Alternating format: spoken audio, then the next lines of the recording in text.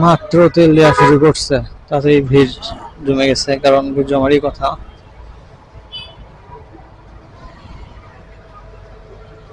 সকাল থেকে সব পাম্প বন্ধ ছিল, এখন বাজে 12টা 41।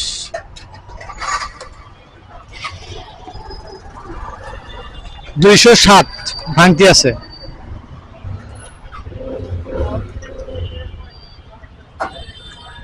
দুইশো সাত দেন নাই? 200 আপনারা বললাম, আপনারা বললাম 207 টাকা দিতে।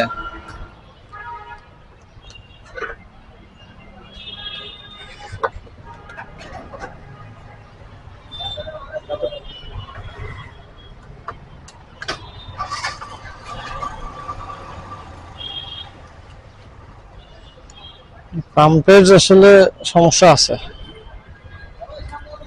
এটা হচ্ছে আগারগাঁ তালতলায় যে পাম্পটা, এটা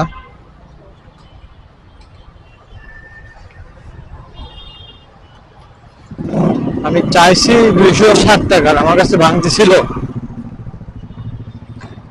কিন্তু আমাকে ভাই হচ্ছে 260 টাকার তেল দেয় নাই।